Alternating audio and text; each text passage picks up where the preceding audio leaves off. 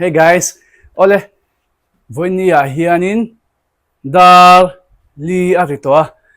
Makedonia Physiotherapy clinic khan sauna tina chade on ya infrared sauna anti da ukheran sauna po chuta chuanin sauna te ron tivero mintia miron soma sauna ti ton miron soma kalom khop maya vati venge po katuma katsak thilania vuntana chatna te taksa selna vun ai ma chuan I taksa selna tana chatna te ka chakati ema wangle ka ngai poimo ema wangin ka vati dona ka ron vlog zelanga a top thlei miloen sakula ti chuanin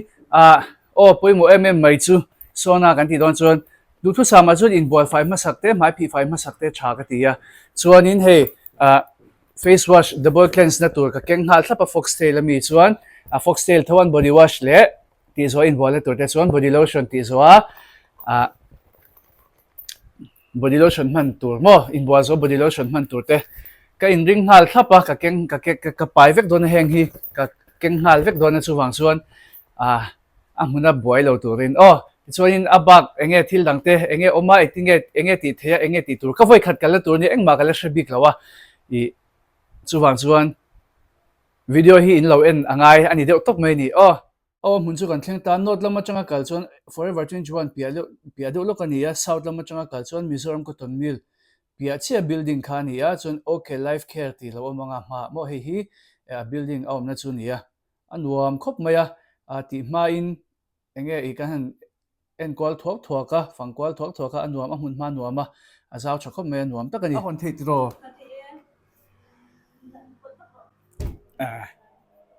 chat don hi thu de pon ti lang chim ready record lang ole hey Makedonia sauna aniem sauna to mo rel ro ma kan ti chalianga ole hey tuna Makedonia Physiotherapy clinic ka oma chuan hi an sauna infrared sauna tia sauna chuan hi top number 1 infrared hi number 1 a chabel chi ni chu ti chuanin a thatna dang ka soilenga chuan offer thata ta kan nia karon soizel bokanga I a thatna chu BP sang ta na tha a BP atiniama ti chuan shitan laite omna tan te khana chaboka tin vuna ti enga go set na kha kengtel ani chu ti chuanin ko chung tan a hrisel hrim boka chuan thana nei chi tan infrared hi kher hi a tha thana nei chi ru se tan po khana thaim kha ru se tan po tha ti chuanin rai lai le nau pai tan le khosik lain ti chi ani lo thunga nau pai lai tan ati thelo ani bek mai chungo ti chuan a rate hi apa ngai chuan sang khat ania ma se tuna hian discount na kalpui me ka 50% discount ania zanga ania pani atambera pani lu theya pania in lu pon zanga tho zani songa in split don ni chu a full price sang khat ani po khan zanga in split le zel the in split le zel the thowa mi pani in lu chuan chu a thatna mania I hlep hlang chuan offer hi ala kalpui reng dona kumin chung chu wang chuan I lo ti ve nge tum ula kan tia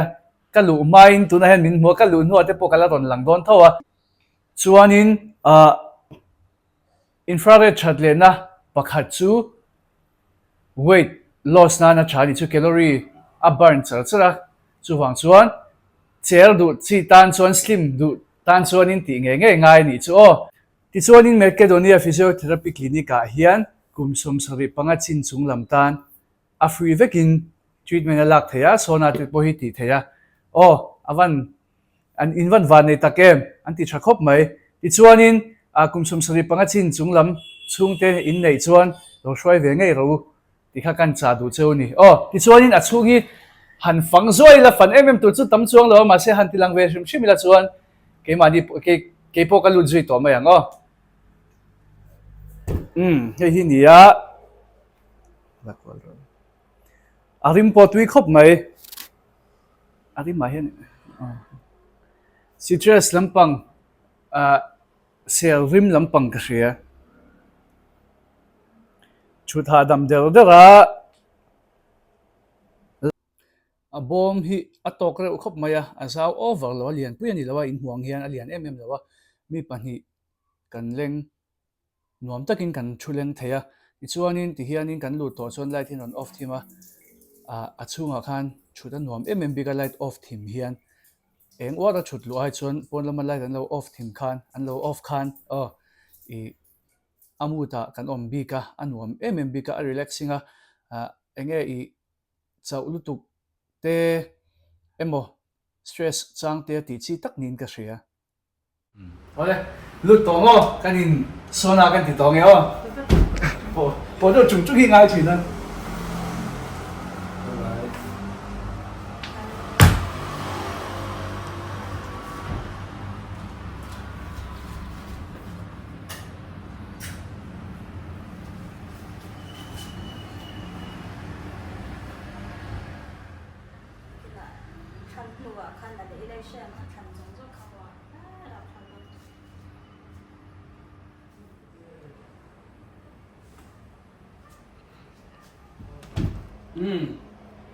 khai văn nuam về kan than chuak phum mai lo me kan hu vak an nuam nu tuk avan hlok thak ve ti hian kan in ball fai anga in ball fai zua thil thade ka ran se lo